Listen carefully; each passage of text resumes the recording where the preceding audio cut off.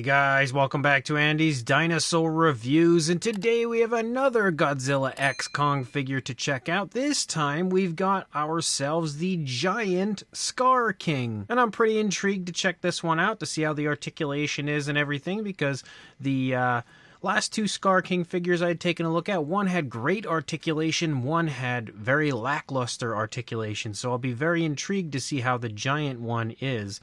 And you can see that it's pretty much the same as it usually is. Again, when it comes to the packaging, you've got Godzilla and Kong on the front, the logo back there behind Skar King, of course the big open area where we have our Skar King, and then the name down here, which also says with whiplash, so I'd imagine that's what that is.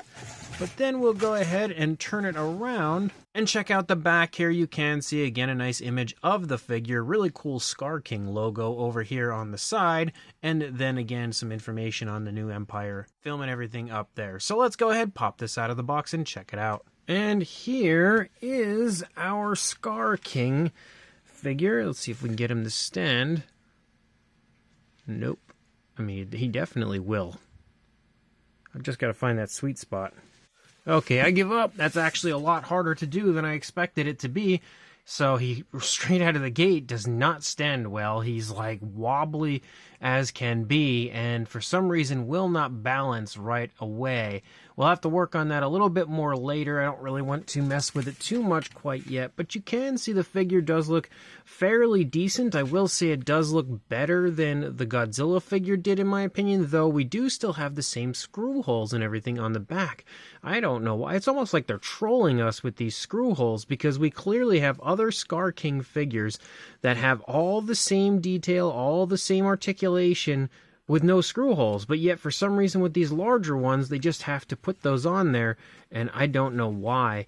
And because of that, I don't think I'm even going to pick up the Giant Kong. I just see no reason to, because the smaller Kongs are way better, and I'd imagine the big Kong will probably just have ugly screw holes just like this, you know, Skar King and the Godzilla did. But we're going to go ahead and jump straight to a closer look at this figure, and we'll check it out from there. So this one is pretty interesting because it's basically the 6-inch version in a much larger upscaled size, because the articulation seems to be the same on this one compared to the 6-inch version, which is actually really nice because it gives this figure some fantastic articulation overall.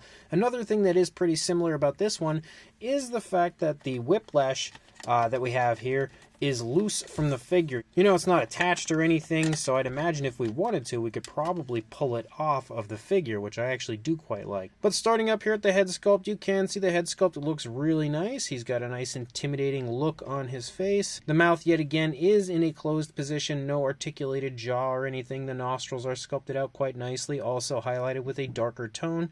We've got the blue eyes. He looks like he's looking up, which is weird because he's pretty tall. I don't know what he would have to look up to. But maybe Godzilla. We'll have to wait until we bring in the Giant Godzilla and size it up next to our Skar King. But you can see, again, the skin texture actually looks pretty nice on this one compared to some of the others, at least in the face. We've got the ears sculpted out as well as the hair. I will say the paintwork isn't the greatest because you can obviously see this white tone runs up there into the fur of our Skar King, and I don't think it's meant to. I think it's probably meant to stop before the fur, but I'm not 100% sure on that, so I can't say for sure that that's, you know, a bad thing. We do have an articulated neck, which actually moves really quite nicely, so that's a plus, although this one actually has the ability to go up and down as well, you can see there. So that makes this one the superior figure when it comes to articulation, because I don't think the 6-inch version was able to do that. So that's pretty impressive for this figure. As you move down into the body, again, the fur detail looks okay. I wouldn't say it's quite as vibrant as you see on some of the other figures out there, because although it looks nice, you can definitely see a little bit of a muted look. Well, the head looks really good, but it's once you come down into the body where it kind of looks a little muted. But the head, I was going to say maybe it's a rubber. Kind of feels like maybe it might be. but it's definitely a slightly different material than what we have for the body, and that means that the detail shows up a little nicer on there than it does in the plastic areas of the body. As you move down into the arm, again, we've got that fur detail looking pretty okay. We also have that white tone running along the underside of the arm and overtaking pretty much all of the areas of the skin texture. We have those red stripes moving in. Again, the articulation is actually really nice. You can move the arm out away from the body. You can also, of course, move it up and then down. We've got the elbow articulation as well as a swivel in the elbow and a swivel wrist. So quite a bit when it comes to the articulation. As you move down into the hands, it is purely just that kind of creamy color. It's more like an off-white rather than an actual white, but you can see it looks okay. Even the detailing of the hand doesn't look half bad. You can see the nails and everything right there, as well as the knuckles. Looks pretty decent. And another thing that is fun for this figure is the fact that we do have articulation right here in the midsection, and that allows you to move the Skar King figure really nicely. It actually can completely swivel around. It also goes up and back, so you can really pull off all sorts of poses with this figure. We also, again, have the off-whites as well as the reds here. You can see the fur, again, picks back up. We've got a little bit more of that off-white color. As we lead down here into the legs, you can see the fur looks, honestly, pretty similar to what we see up there in the body, but I would say maybe a little bit better down here in the legs. As you move down, you can see the knees, and then you lead down into the feet. Again, the off-white tone does appear back here for the toes, but it's not perfectly applied. You can see some of the toes are only like half painted, and then some of them are just painted with the red, and like the big toe here doesn't even have any, well, maybe a slight hint of that off-white. So definitely some laziness and some sloppiness down there when it comes to the paintwork for the feet. They could have done a little bit of a better job of applying that. Of course, we also have the leg articulation forward and back, and it can go back pretty far actually, and it can also swivel around a little bit, so that gives you all sorts of mobility there. And then again, the knee forward and back. It is a little bit stiff right now, but does work fairly nicely. And then again, the detailing and everything here looks pretty much as it did on the front, but on the back, and you can see the only difference is that we are loaded with screw holes back here on the rear side of our Skar King. And then as we've seen through pretty much all of them, the whiplash looks okay, but there's not really a whole lot when it comes to fine detail on that. It's fairly generic, honestly, overall. So it's not really that great, but it is, of course, something that I'd imagine we're going to see in the film, so it is nice to have it on our Skar King. But it is a pretty cool figure, actually. Even if it wasn't standing for me, the articulation is really well done, and the sculpt isn't half bad either. So I can get our Skar King to stand, but he doesn't stand well, and he is a little wobbly. But for a height, it is a pretty big figure, looking at, I'd say like 11 and a quarter, maybe heading toward 11.5 inches, or around 28.5 centimeters. For a size comparison, there is Mr. Papo T-Rex, the Attack Pack Colovosaurus, Robert Muldoon, and the Collect A human being next to our Skar King, and you can very clearly see this one is exactly as it's advertised. It is giant. We also have the standard 6-inch style version here in front of the giant version, and you can see there is a massive size difference between these two.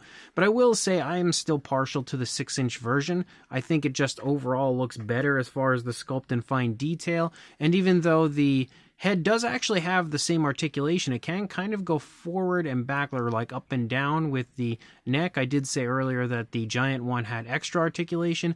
The 6-inch version can do that as well, but it's just not near as articulated as you see in the giant version. Like, it has more mobility in the neck of the giant version, but the giant version also feels very hollow and kind of cheap, whereas the 6-inch version feels more solid and higher quality. And then we've also got a comparison with the Battle Roar version, which you can see obviously is a little bit bigger than our 6-inch version, but still no competition for our giant version of the Skar King. And then we have one final comparison, which is a comparison between the giant Godzilla and giant Skar King, and you can very much so see that they're fairly similar in height. They're not too far off from each other. Obviously, the Godzilla is larger overall because it's got tail length and everything, but they're fairly similar, I would say, when it comes to an overall size. So this brand new Playmates Godzilla X Kong Giant Skar King is kind of cool. I mean, it's definitely the better of the giant figures I've taken a look at so far. I absolutely like it better than I like the Godzilla. The Godzilla is okay, but it definitely has more issues to it than our Skar King does. The Skar King, though, is still not a great figure. It's just a really nice one, I think.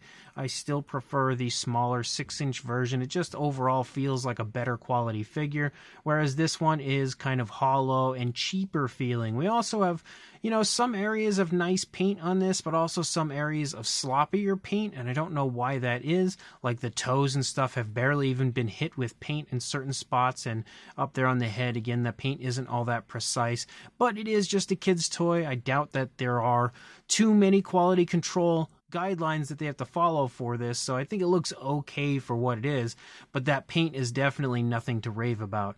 The articulation, though, is really nice on this figure. It's definitely the most articulated, I would say, out of any of these Godzilla X Kong figures that I've taken a look at so far, and that is nice for a figure this large to have such an impressive amount of articulation. So I have to give them kudos for that, and also how nicely the articulation works. It is very smooth overall, which is also a plus for the figure. And of course, the large size is something that is very fun, something that people are going to enjoy, especially kids. Everybody loves a big monster toy, so I think they will enjoy that aspect as well. So even though it's not the best Skar King in my opinion, it is still a pretty nice version. So if you are interested, I will include a link in the description to where I purchased mine on walmart.com. So make sure you check that link, go grab one if you are interested, and also like, comment, and subscribe, and I will see you in the next review. Thanks for watching.